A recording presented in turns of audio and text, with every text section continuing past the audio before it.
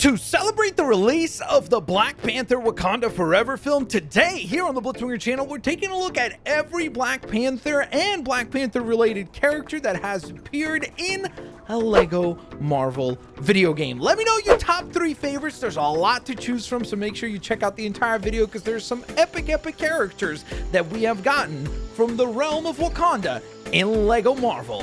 And what better way to kick things off if not with Black Panther himself? The main costume from the Lego Marvel Superheroes 2 video game for Black Panther is absolutely stylish. It is most definitely kind of a combination of the movie costume as well as, to a certain extent, a little bit of comic book inspiration with some slight adjustments on the actual design of the suit, but it definitely looks pretty cool and overall nails all the elements that you kind of want to expect from a modern design of Black Panther. And notice how I specifically put a lot of attention on the word modern there. Now, if let's say you want to power up a little bit further, you do have the vibranium suit available to you as well. So if you want to go on ahead and rock a much more powered up version of the costume, that is also available to you.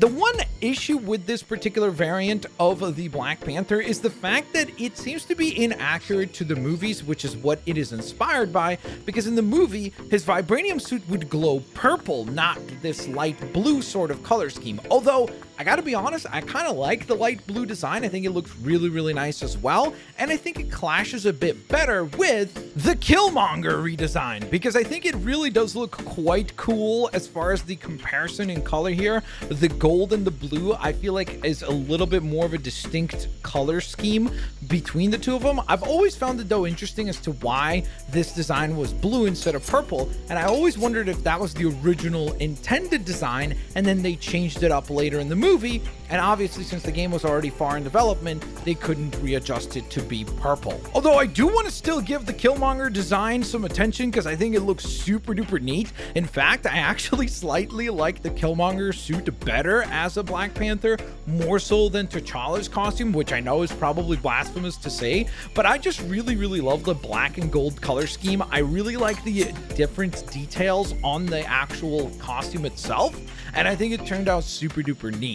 Oh, and if you're a fan of Eric Killmonger himself, not in his Black Panther attire, you actually have that character playable to you as well in Lego Marvel Superheroes 2. Unfortunately, it's not that really cool version from the heist with like that really epic mask that he has, but he still looks really cool. Oh, and one more detail that is absolutely awesome. Check this out. Yes, you can indeed go on ahead and transform back and forth from Eric Killmonger to the Black Panther Eric Killmonger as well.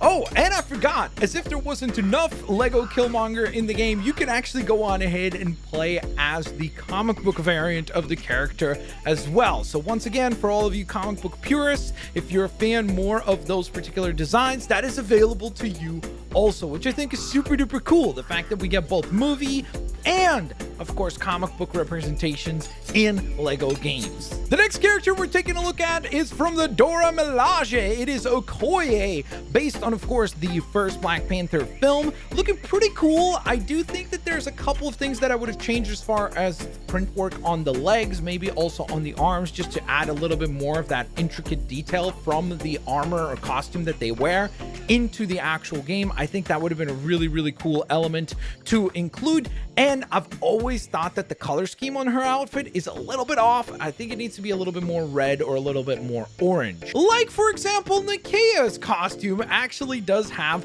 the more correct tint of color for the main suit. At least that's my personal opinion. Some really cool idle animations for both of the characters, cool weapons for both of the characters here, and of course this rounds out even more of the supporting cast of the Black Panther and the Wakanda franchise. Now that Agent Phil Coulson is out of the equation, I would argue that this is probably everyone's favorite agent within the MCU, and this is of course Everett K. Ross. Once again, and adding to the already stacked lineup of Black Panther related characters that were introduced within that film in Lego form, we do have Everett K. Ross as well, playable. The villain of the first Black Panther film was Ulysses Claw, and he is indeed available to be played as a character in Lego Marvel Superheroes 2 as part of the Black Panther DLC pack. However, if you're a comic book purist, you do have the classic Claw available to you as well. So if you don't want to play as Ulysses Claw and you want to go much more comic booky with it, that is something that is also possible, which is very, very cool to see. So you can either go movie style or comic book style, depending on your own personal preference. On the already stacked list of characters that we've taken a look at, we've got another iconic one, and this is of course Black Panther Shuri. Now, obviously, this is the comic book design for the character, should she appear ever in an MCU movie, possibly like Black Panther Wakanda Forever, let's say. I wouldn't know, obviously, but should she, of course, be the Black Panther in the MCU, she obviously has a completely different look. This is the comic book inspired version of Shuri as she was seen as a Black Panther within the comic book pages of Marvel Comics. The next stop takes us to a classic, very classic looking Black Panther. This is of course the Black Panther minifig from